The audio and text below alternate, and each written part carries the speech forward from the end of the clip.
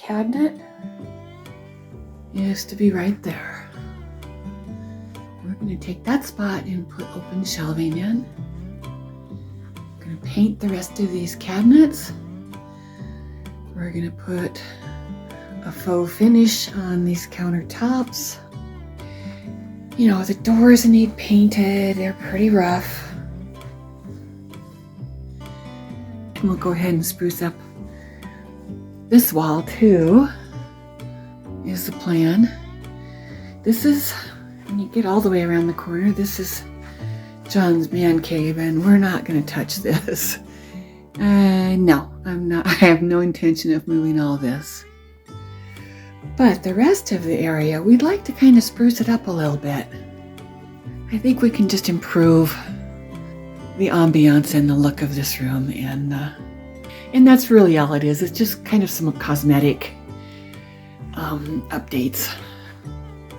And these cabinets, I'm sure were reclaimed and repurposed, which I love that. I love that these came out of probably, who knows, someone's kitchen long ago and was put in this area. There's no water to this area, so there's no sink or anything like that, but it's still very useful. I can do my ferments and my tinctures and a lot of things out here. But these cabinets have a lot of holes in them, so we're going to patch that up, paint them, clean them up. So this is the before picture. And now for a bit of the work in progress. It took 2 days to paint 3 doors, the cabinets, and the walls. And I used the same duck white paint color that we used in the laundry and hallway area for these walls. And we used a charcoal gray color called Sultry Castle on the doors and the cabinets. And I did put a sealer and primer on the plywood countertop because I'm going to cover this plywood with faux concrete contact paper. I have never used contact paper before, so this might get interesting. I did, of course, watch a few videos on how to cover countertops with contact paper, but they were covering laminate countertops, and I'll be covering a rough plywood. Okay, tape measure, one of my quilting rulers, scissors, a box knife, a rotary cutter, tape, and a scraper. But at this point, I am straight up stalling and questioning my decision to cover this plywood in contact paper. Getting started is turning out to be very difficult for me because I know that I don't know what I'm doing. I am definitely starting to feel overwhelmed, and this project is starting to feel very difficult.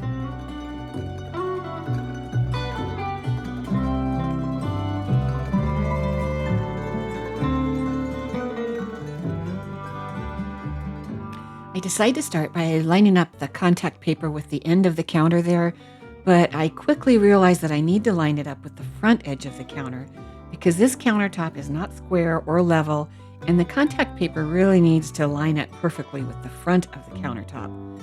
I can go back and easily trim the contact paper at the end of the counter if needed.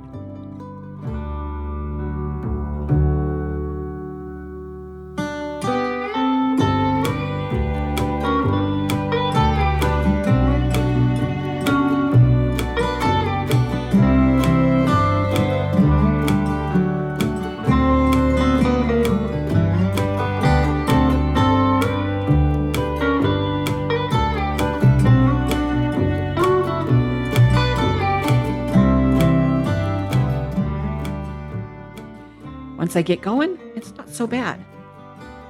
It is important to work out the air bubbles as you go, and on this rough plywood, there were a lot of air bubbles.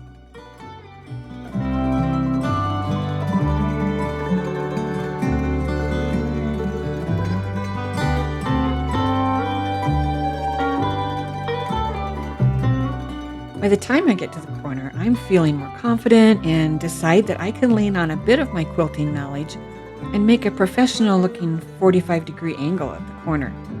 And then it's a matter of repeating the process from the other end of the counter and on the backsplash.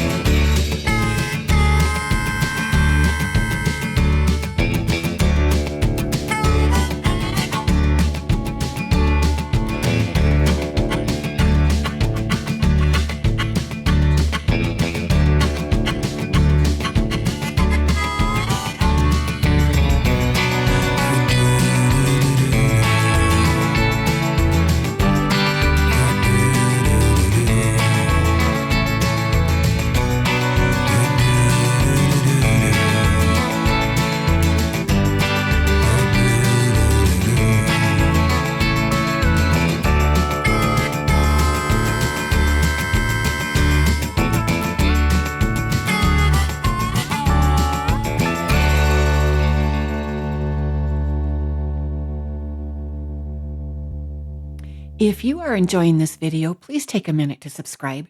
If you aren't ready to subscribe, you can also show your support by leaving a comment and giving us a thumbs up. And a big welcome to all of our new subscribers, and a huge thank you to all of our subscribers. We are honored to have you join us.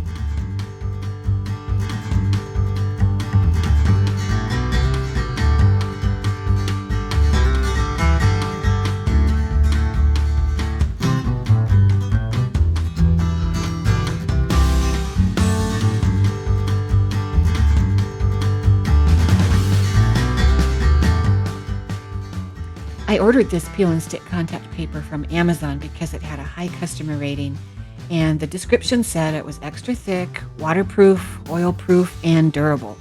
It comes in varying widths and lengths. For my project, I needed 24 inches wide by 50 feet, and it cost $75.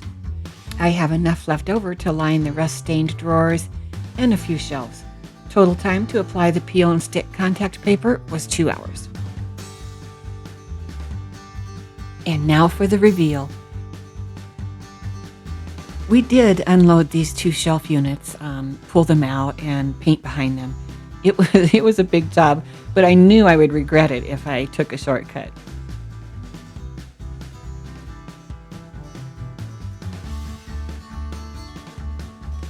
And I really like the open shelving, and having a place to display a few family heirlooms and antiques is really fun.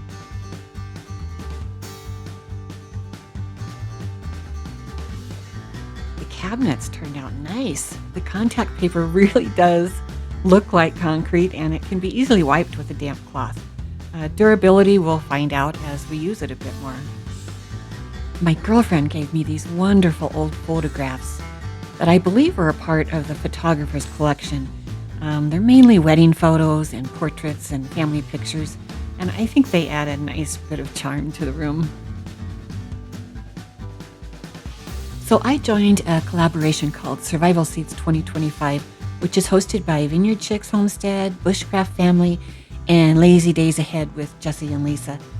And I was watching one of the Survival Seeds live shows where Lazy Days Ahead did a prize giveaway. Now, I did not win it. Krista from Off Grid Grandma won the prize. But at the time, Canada Post was on strike and U.S. Postal Service was not shipping to Canada. So Krista very kindly gifted her prize to me. Look at this beautiful 32-ounce bottle of vanilla, real vanilla. Also 2 jars of Lisa's homemade jelly with a super cute jelly spoon and a handwritten card with really cool stickers.